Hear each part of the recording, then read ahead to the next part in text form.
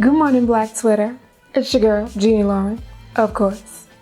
Today I'm gonna tweet for people who get out of the bed, wash their face, brush their teeth, and get right back in the bed on the weekends because why not? Food? Why bother? Breakfast? Who needs breakfast? I eat these tweets for breakfast, lunch, and dinner. Yummy. Anyway, you may have noticed that there have been a couple of days with no new episodes, and you may or may not know that I get up and film each new episode of Good Morning Black Twitter the same day. So I get up at 3 a.m., write it, film it, cut it, post it, and give it to y'all. Unfortunately, this means some days I don't really get any sleep, and I guess I've been having one too many of those days because twice now it affected my health and I started having heart palpitations. Yikes. I felt like it'd be really irresponsible to let it happen a third time because I'm not sleeping. So, it's just one more kink that I'm ironing out in this new show that's only 3 months old because I'm trying to have a life that's livable and still give you a good show because I appreciate you for watching. There might be a hiccup here and there while we iron out the kinks, but it ain't going nowhere. And while we're at it, whether you're watching or listening to the show, subscribe and rate it. I'd appreciate it. So, can we do what we do, which is talk about what the timeline's been talking about?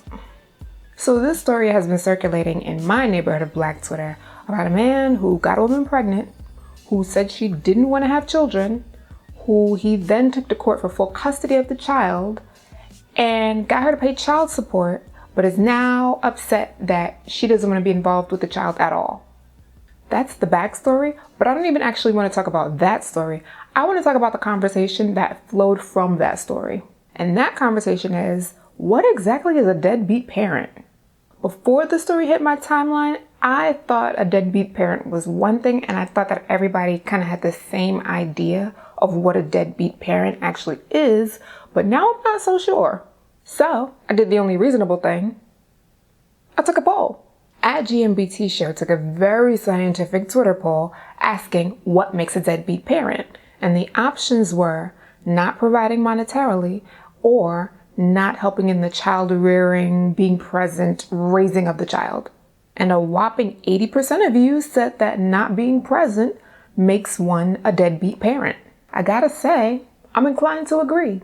Now, can we dig into this a little bit? Because I don't think this is one of those things where quantity and quality are one and the same. I mean, is there anything where quantity and quality are one and the same? I don't think so. But anyway, I digress. So if someone is technically spending time with their kid, but all they do in that time is talk on the phone with other adults or play card games with other adults or spend actual conversation, getting to know you time, bonding time with other adults and just ignore the child, I don't think that actually makes you a quality parent. You can't just have your child in your presence and then ignore that child and that makes you a good parent. I don't think so. I'm not of the mind that any presence is better than no presence. Kids can tell when they're not wanted, and kids can tell when you're just going through the motions. So yeah, all interaction with your kid ain't equal. That being said, I also don't think you get out of being called a deadbeat parent just because you send money. Does your child know your face? Do they know the sound of your voice? Do they know when your birthday is? Have you taught them anything? If you can't answer yes to all those questions, in my mind, that makes you a deadbeat. This is supposed to be about the child. What's best for the child? Yes, the child needs clothes, but they also need guidance and nurturing. You choosing not to provide one of those aspects of parenting is you choosing to be a deadbeat. The only caveat being parents who have to travel for work. This is obviously a situation where if you had other options, you might choose those other options, but for now you gotta do what you gotta do, and you can't always be at home when you wanna be with your kids. So outside of those parents, the parents who are deciding not to be present or not to give money, just saying it doesn't look good for you. And also, how does it work that you're present in your kids' lives and don't provide any money? You're present in your kids' lives, but you don't take them clothes shopping? You don't buy them food? You don't pay for school supplies? Nothing? That just doesn't sound likely to me. I mean, you and the kid are together and you're hungry. You're not going to take the kid to McDonald's or something? So yeah, considering the way time winds up also being money, I would say that the people who don't actually spend time with their kids are more likely to be the deadbeat parents. But if you know somebody who all they do is send money to their kid and you don't think they're a deadbeat parent, let me know. Hit me up. Moving on. Someone decided to check a Lil Wayne for his possibly drug-induced rant on Nightline. Wait, did you see that rant? Roll tape. What's your thought on Black Lives Matter? What is it? What do you mean? The idea was that there's this movement called Black Lives Matter, thinking that the rest of America didn't seem to understand that Black Lives Matter. It just sounds weird. I don't know that you put a name on. It's not a name. It's not whatever. It's somebody got shot by police and for up reason. I am a young, black, rich. If that don't let you know that America understands Black matter these days, I don't know what it is. Don't come at me with that dumb man. My life matter, especially to my. Yeah, he really said that. And who decides to check him? None other than our resident professor, T.I. The rapper, also known as Tip, Young Pop the Trunk.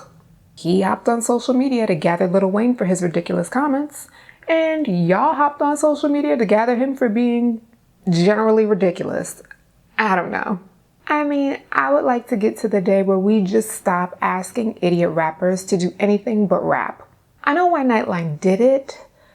Like, they did it because who even knew Nightline was still on the air? I didn't know. I couldn't even tell you what channel Nightline was on before this.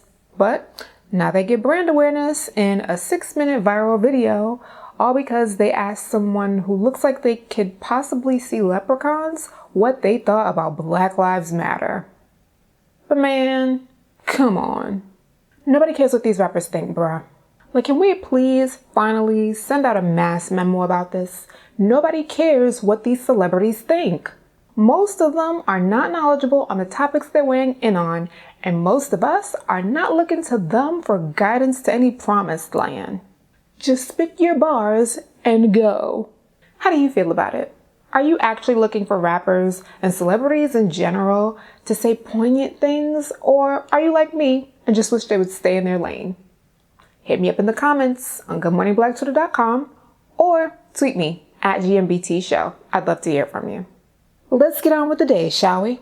It's the last one before this election is over. Seize it and have a good morning, Black Twitter.